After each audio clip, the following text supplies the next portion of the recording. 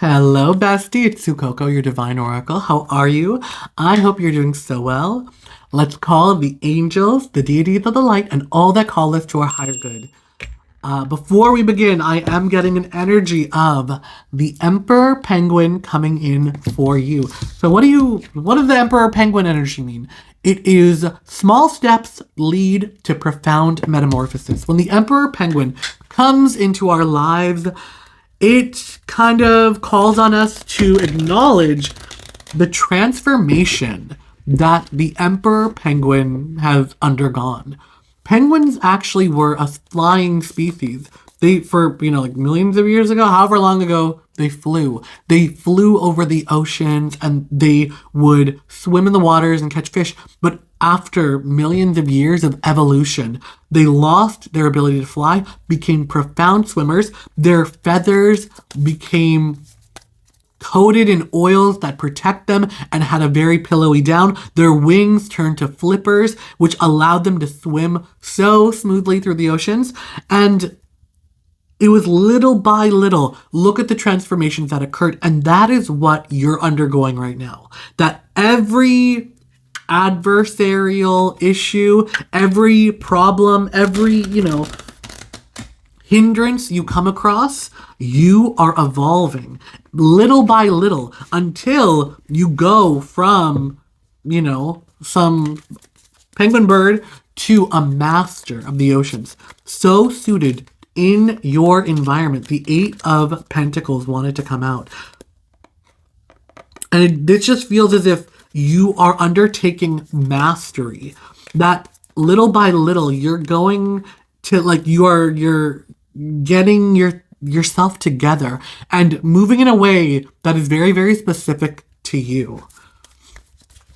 Before we start, I do feel called to share. Now, we're in for a long ride because this is a little obscure story, but I'm just the messenger. I'm just here to deliver what I'm hearing. So anyways, the story is called The Little Peasant. It's, I think, one of the Brother Grimm's, old forgotten stories. So, as it goes. There once was a village with very rich peasants, but there was one who was incredibly poor, and he was the little peasant. Now, all the peasants in the village had cows, but the little peasant and his wife, they were so poor, they didn't have a cow. So the little peasant had an idea. He said to his wife, you know what would be nice? If I went to our carpenter and I got him to make a little cow of wood, and, if we fed him grass and hay, he'll grow into a big cow. And the wife was like, I like that idea. So the little peasant went to the carpenter, asked him to make a little cow of wood, a little calf. And then he went to the, what are they called? The shepherd who takes the animals out, and he says to him, I have a little calf here, but he's so little, he can't walk, and you need to take him and bring him back. And the carpenter said, the shepherd said, okay, that's a cute little cow, little baby.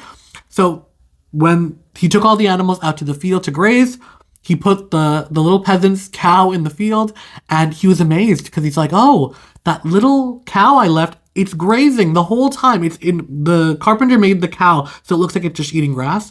So he was amazed. He's like, wow, this little calf is gonna become a big cow in no time.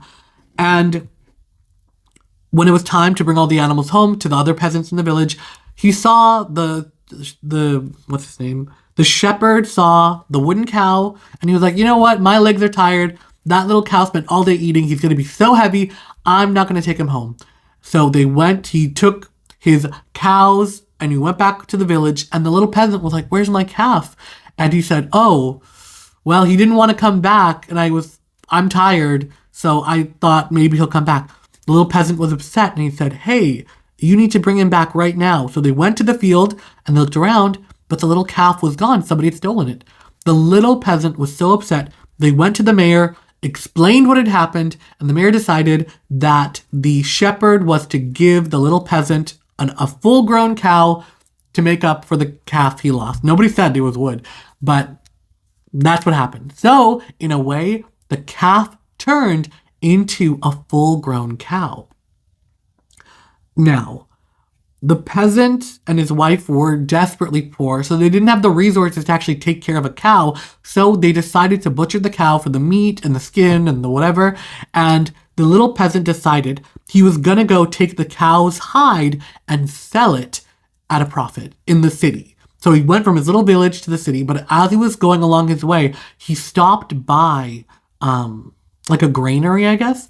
And as he was going by, he noticed there was a crow with 2 broken wings. So he wrapped the little crow in the cow skin, and as he was walking, it started to rain. So he ran back to the granary, and he asked to take refuge. So the wife, who was home, the husband was out, said, yeah, sure, and let him sit by the hearth, like by the fire, on a pile of hay. She gave him a slice of bread and cheese to eat.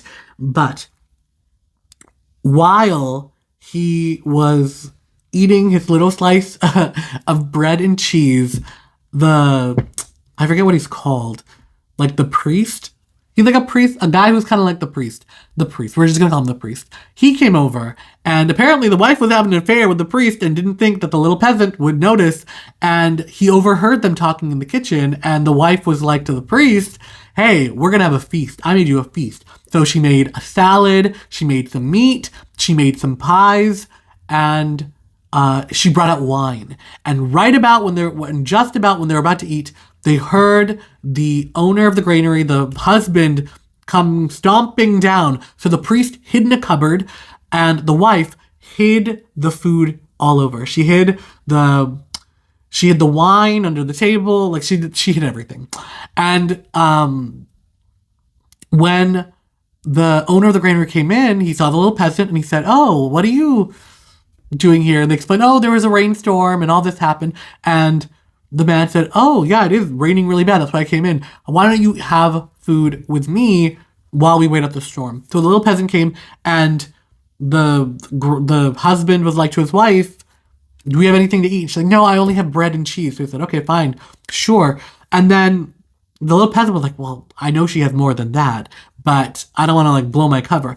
The granary owner guy, the husband, said to the little peasant, what do you have there in that little pile of skin? He said, oh, I have a soothsayer. And he said, oh, I want my future read.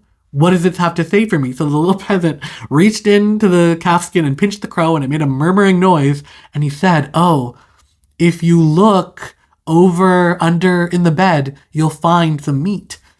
So, okay, they looked, and in the bed was some meat. And then he said, he's like, oh, this is so great.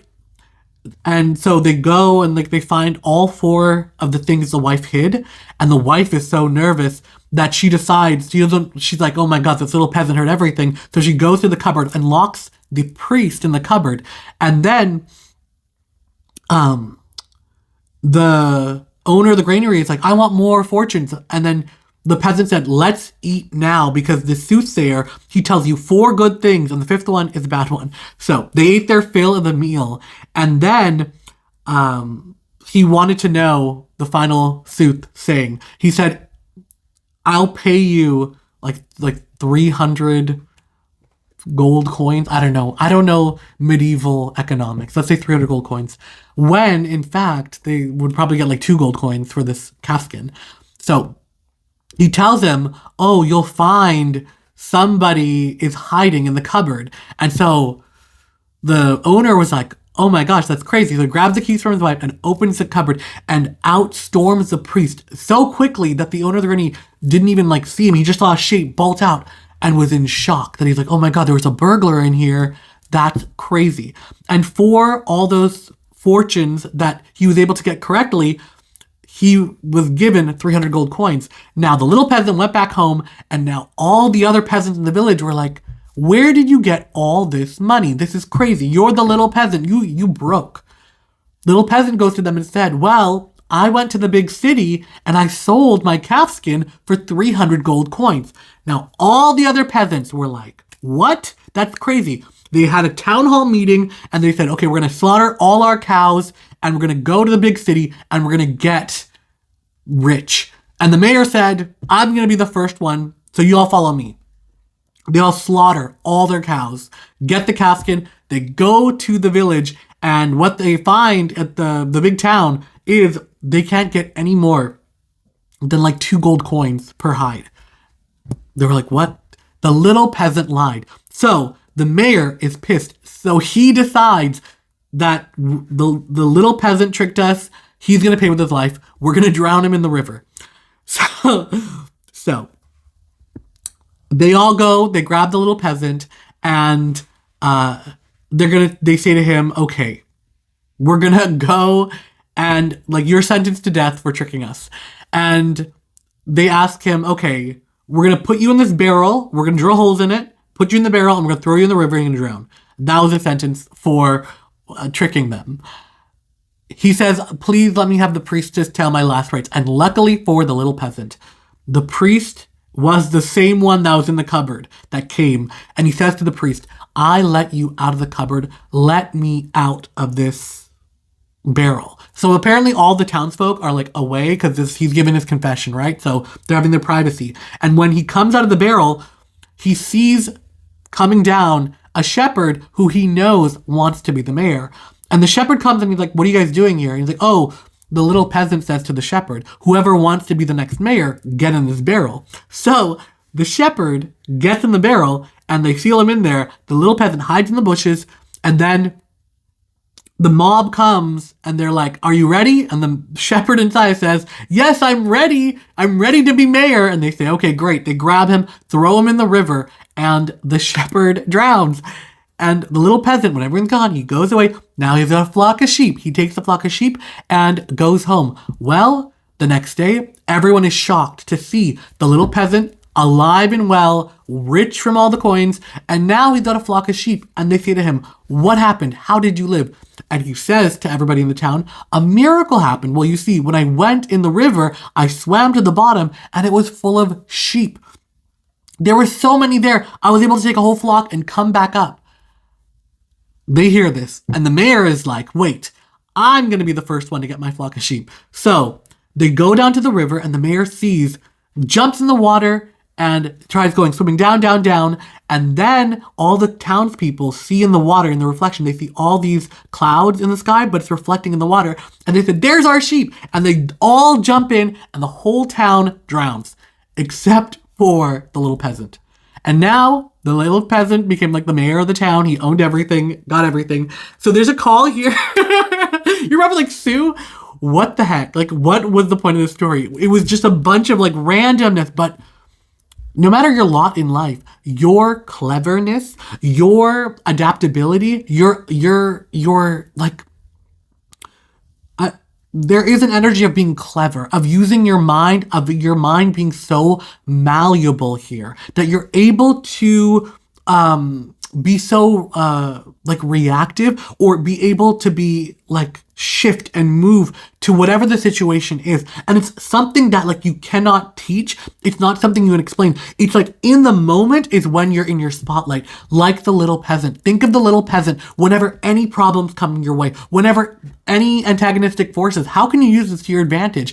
And it's very much so, you're going to be shocked at what people are willing to believe and how they're going to let their jealousy and their envy blind them. How they're not going to see your hard work at their face value, and they're just going to say, oh, like, it's your ingenuity. It's your ability to think outside the box that's going to be able to save you from a lot of hardship and situations, whereas other people will just say, oh, you got a lucky break. And if you want them to believe that, they're going to believe your words. There is a energy here of, like, why would you lie? Or I'm not even saying, like, lie in a sense, but it's like, it's for your greater benefit, because these people are not here for your benefit. They're here for their gain. If it could help them, like the little peasant, they sentenced him to die. So at that point, it was like fair game, right? Like, I mean, you do to me, here's a mirror, okay? Like, face the actions of your consequences.